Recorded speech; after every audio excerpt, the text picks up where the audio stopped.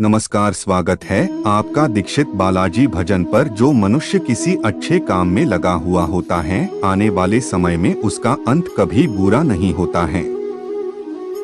मनुष्य अपनी 3 प्रमुख कृतियों द्वारा नरक के द्वारा पर पहुंचता है। वे तीनों कृतियां काम, क्रोध और लोभ हैं।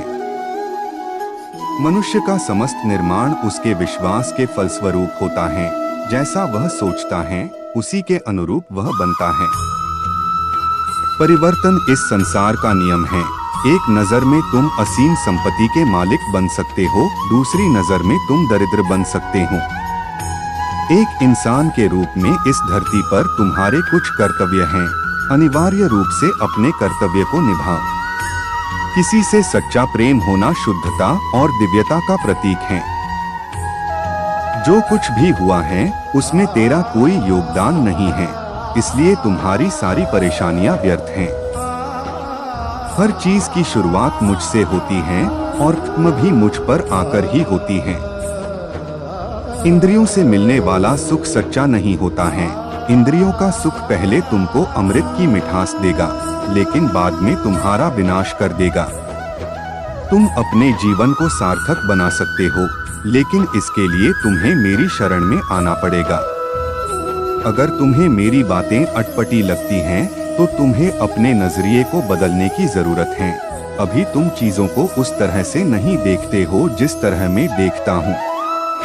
अगर एक बार तुमने मुझ पर विश्वास कर लिया, तो तुम्हें जीवन में कभी निराश होना नहीं पड़ेगा।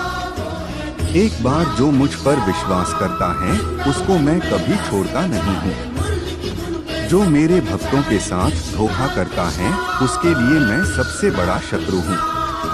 अगर किसी ने मेरे भक्त को एक बार भी धोखा दिया, तो जन्मों जन्मों तक मैं उसका उद्धार नहीं करता हूँ। इस देवत्व का सर्वोच्च मैं हूँ। सब कुछ मुझ पर निर्भर है। अगर तुमने मेरे बारे में जान लिया, तो तुम्हारा कल्याण निश्चित है। इस दुनिया में तुम प्रेम सभी से करो, लेकिन पूर्ण रूप से विश्वास किसी पर मत करो। अगर तुमको भरोसा करना है, तो केवल कृष्ण पर करो। मन बड़ा चंचल है, इसलिए अपने मन को स्थिर रखो। उसको कभी व्यथित मत होने दो। आपने जो कुछ भी किया वह आपके साथ एक दाग की तरह चलेगा, इसलिए अपने कर्म में शुद्धि लाओ। बुरे विचार मन को दुखी और परेशान कर सकते हैं, लेकिन जब आप कृष्ण में विश्वास करते हैं, तो कृष्ण स्वयं आपकी सब परेशानियां दूर करने आते हैं। मैंने अभी तक तुम्हारे शरण में आने के प्रस्ताव को स्वीकार नहीं किया है, क्योंकि तुमने अभी तक पूर्ण रूप से समर्पण नहीं किया है। जब तुम शुरुआत करोगे, तो स्वाभाविक रूप से तुमको असफलता मिल सकती है। कई बार तुमको गिरना भी पड़ सकता है, लेकिन इसका मतलब यह नहीं होना चाहिए कि तुम उस काम को करना छोड़ दो। एक समय आएगा जब तुम परिपूर्ण हो जाओगे और तुम्हारे सभी काम सफल हो जाएंगे। इस काम में मैं हमेशा तुम्हारे साथ खड़ा रहूंगा। मैं तुम्हारे हर छोटे बड़े कर्म में साथ दूंगा। तुम्हारा जो दिल करे उसको करो, लेकिन नम्रता और सरलता के साथ करना, अहंकार के साथ नहीं।